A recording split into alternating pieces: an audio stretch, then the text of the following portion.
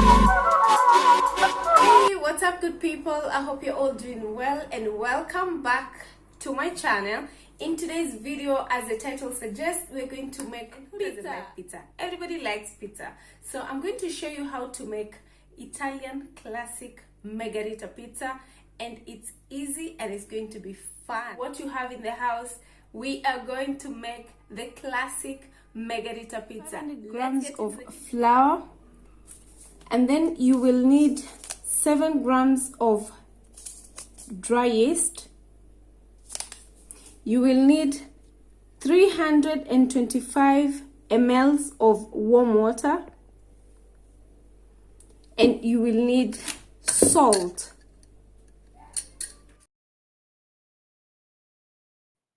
You will need a teaspoon of salt. Put in the 7 grams of dry yeast into the lukewarm water and give it a good mix to make sure it is well blended in together with the water. Continue to stir to make sure it combines very well together with the water. As I said before, you mix the water together with the dry yeast to have this kind of solution, and then you need a teaspoon of salt. So I'm going to put the salt right there, and now I will mix the salt together with the flour and add in the water in bits.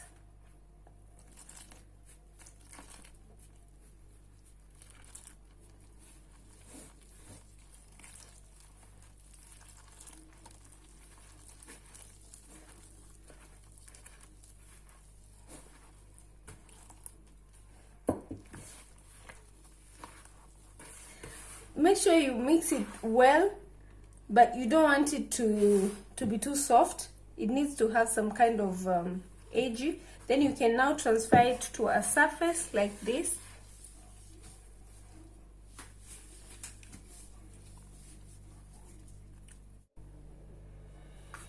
So now you just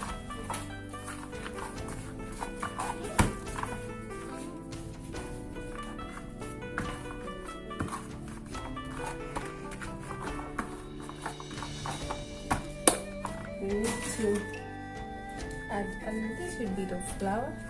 This is where you will clean your hands and just make sure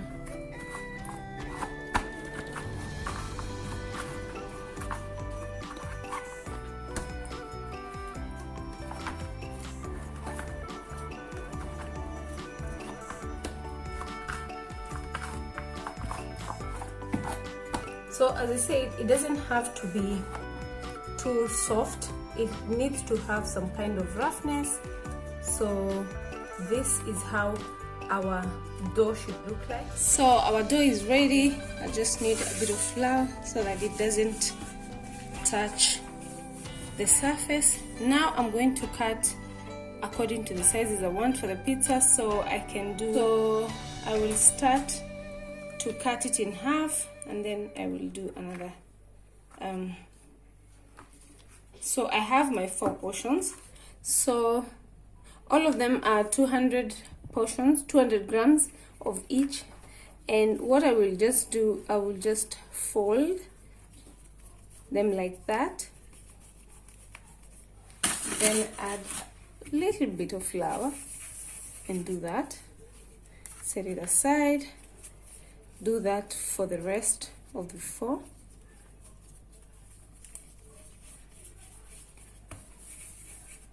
And then you can pinch it here a bit. You can put this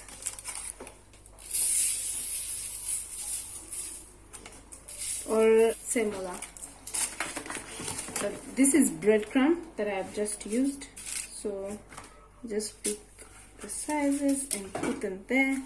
Then I will pick a cloth and cover them for 2 hours in a cool, dry place. So I'm going to use a dark cloth like that one. So I'm going to leave this for 2 hours, and then I'll be back when they have already risen enough. So the dough has risen quite well. So now we are going to put the toppings. Let me give you a close-up to see how the dough has risen. So we're just going to remove one and work on it to put up the toppings. So, and then just make sure the rest of the dough, you just you cover it. You see how it is? Very nice. So what you do, you can just do that. You need a bit of flour on your surface. So you need a bit of flour, so I just put a bit of flour. Then what you will do, just create your own shape. It's a bit sticky, so you just create your own shape.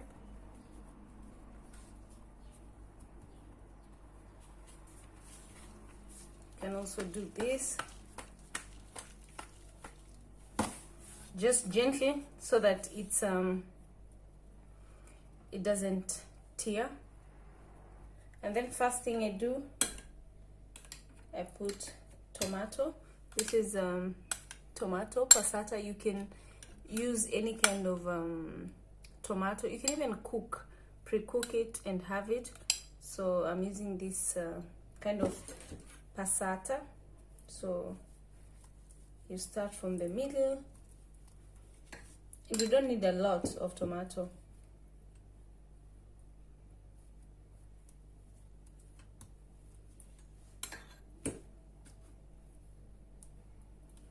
So that's enough. Then after that, we will put a bit of olive oil. Then I will put also the Parmesan cheese.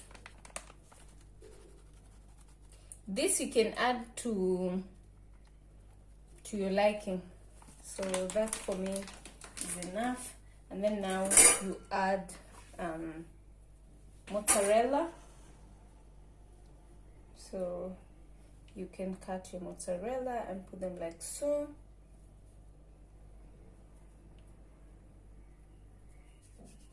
You will add also a bit of salt.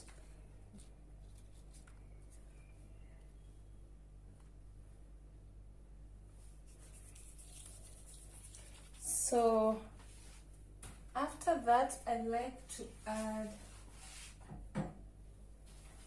pieces of mozzarella again, but you can skip this.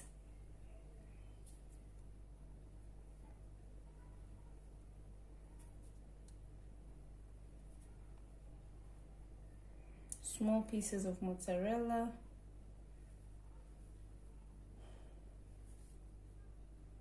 Okay, so I like to add on top of the basil a bit of olive oil.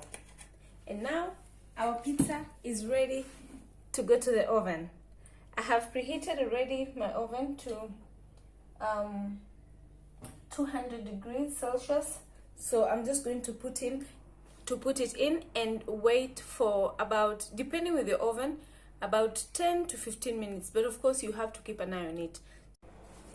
So this is how our pizza looks. So I put the breadcrumbs, and now it's so this is how the pizza came out. Can you see the way it's very, you know, well done? The crust, let me turn it back. See, this is how I say you need to have, I mean, you need to put the breadcrumbs. It really helps, makes the crust to be very crunchy. So I'm going to have a taste of it and I will let you know.